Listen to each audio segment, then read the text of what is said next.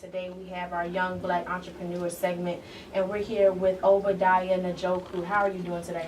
I'm doing pretty good, man. How y'all doing today? Pretty good. Doing well.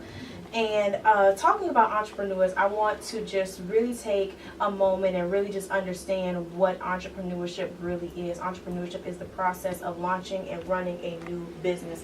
And this is what this young man is doing today. And I want to take the time out to explain to you all the movement that he has. I want him to talk about himself, talk about his line, and talk about what he has coming up. So right now I'm going to ask you, I call him Obi, so I'm going to call him Obi. Obi, tell us about yourself. Tell me about your background. Okay, well, basically, I'm from Atlanta, Georgia, from a small community called Adamsville, which is in Zone 4.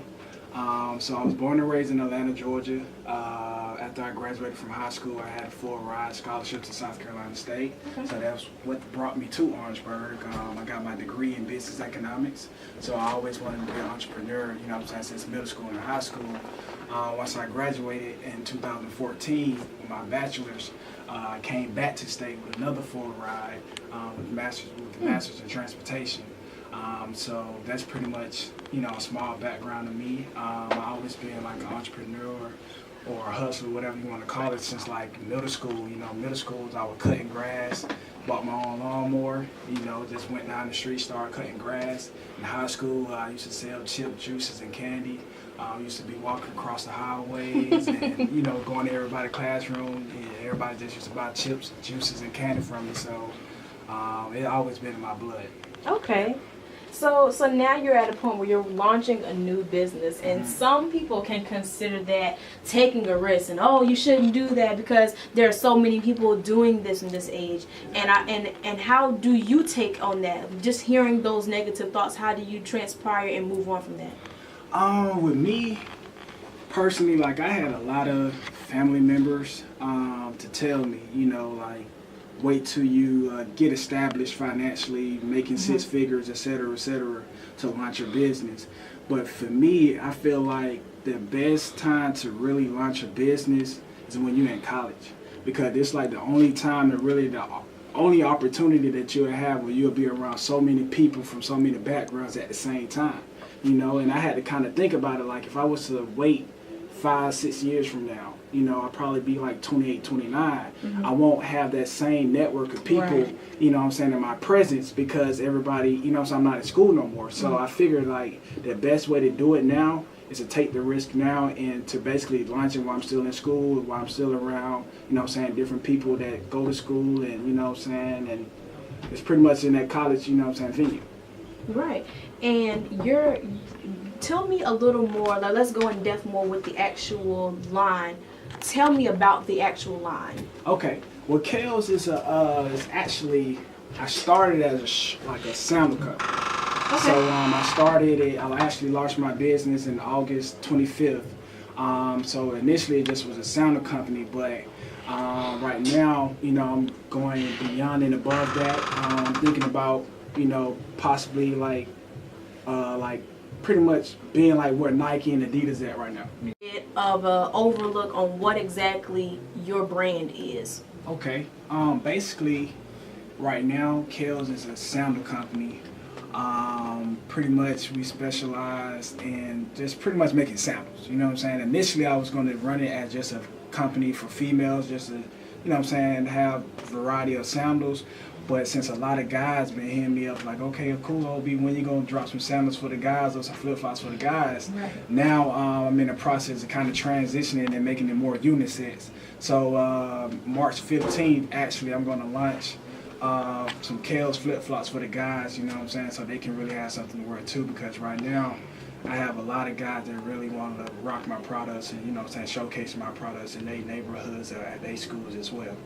Yeah, I saw that you had the t-shirts. Had the t-shirts. You had the Kales t-shirts, and I was just like, man, I want one. I want one. So that was really cool, and I really like that you extended the brand and you made it something beyond the footwear. I mean, I had to get my flip-flops myself. Yeah. But it's nice to know that, you have other things and that you're trying to branch off from that. And now that you've started, how does it feel?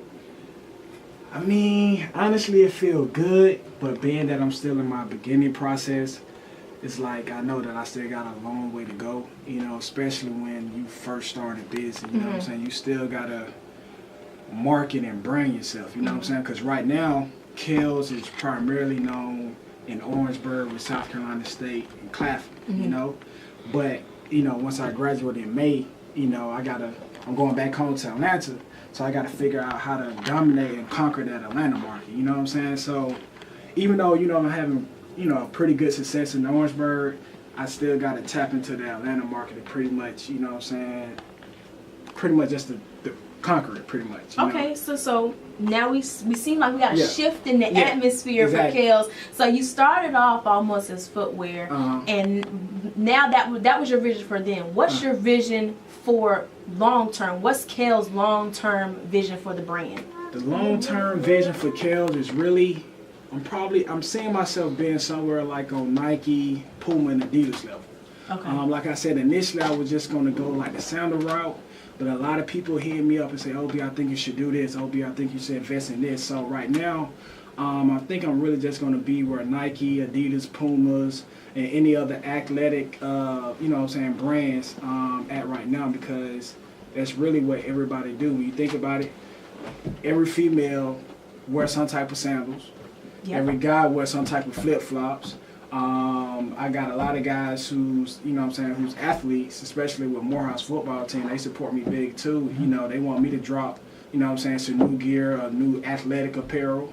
I got a couple of people that graduated from South Carolina State, you know what I'm saying, who also like personal trainers, you know what I'm saying, who want me to invest in different, you know what I'm saying, athletic apparel as well. So, make a long story short, Nike and Adidas are probably only going to be at within the next 5 to 10 years. 5 to 10. Wow, yes.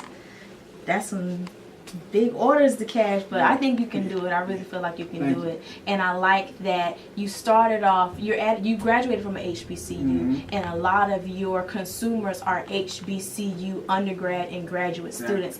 And I love that the black community is giving to the black community. We're implementing it. We're saying we're here, and we are standing by these people. We're standing by you. And that's one of the reasons why I wanted to have you in here today, because I wanted everybody to hear what it is that you're doing. I wanted them to be interested in you. I wanted them to say, yo, this stuff is nice. I do want this. I didn't even know this was here. And there are a lot of people that have been and come through Orangeburg and have left Orangeburg, didn't get that opportunity.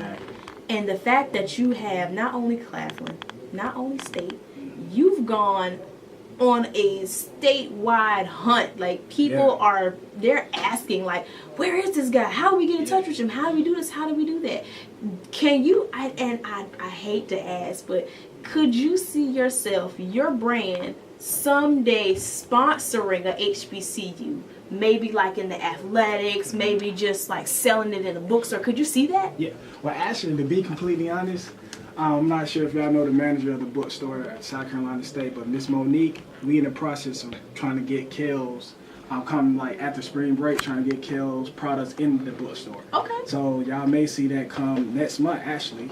But yeah, I definitely can see myself sponsoring HBCU. That's really like my biggest market right now, HBCU students. I had people from Albany State that bought some of my products. I had people from FAMU, Howard, North Carolina A&T, Agnes Scott, Spelman. I got a big following at Spelman.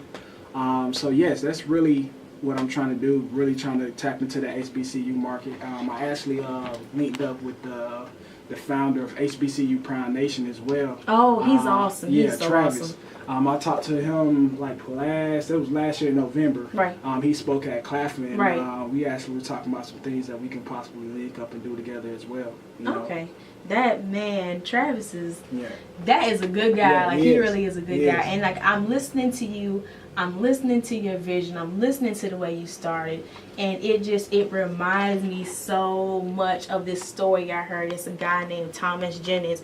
And if anybody does not know him, he is known for his instrumental patents in dry cleaning. This man went out his way and found his own way to start his own dry cleaning service. He used that money to fund earnings for anti-slavery causes. Wow. This man made so much money, and he did this all on his own. He served his black community, and he made sure he gave back to his black community. And that, you remind me so much of that story, man. You really do. I want to speak on that too as well, because a lot of people don't know this, but last year in August I did a Kells Book Scholarship, because I hear a lot of people saying, oh, we should give back to black businesses and stuff like that, but you rarely see black businesses giving back to the neighborhood as well. So it's really like a two-way street. So what I'm saying, what I'm doing, especially like every semester, what I'm doing is giving away a book scholarship to the students at South Carolina State, primarily the business students, because that's what I graduated from. So I leaned over Dr. Adams. In August, we came up with a essay requirement for the students to write, and they wrote, what do they see themselves in the next 5 years once they graduate from South Carolina State, and stuff like that. So I gave away a $200 book scholarship. Plan on doing the same thing, once the 2016-2017 semester started as well. And you touched on some thing that Thomas Jennings did as well. I heard you stated that he pretty much used his income to pretty much finance, the anti-slavery movement. And that's pretty much, it's not the same thing, but like I said, I'm in the transportation program right now. And basically I got a full ride, but they also give us a stipend every month, like $1,000 every month. And basically what I do, instead of using that money to buy J's and all types of other BS, I use that money and invest in my company. You know what I'm saying? So that's pretty much how I finance most of my business, to be completely honest. Okay, so for our listeners that don't already have Kells Footwear, have any type of Kells merchandise, how do we get in contact with you?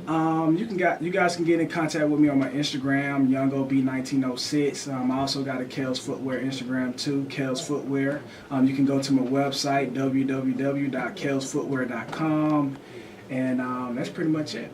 Okay, well, y'all heard it from yourself, the myth, the man, the legend, Young OB.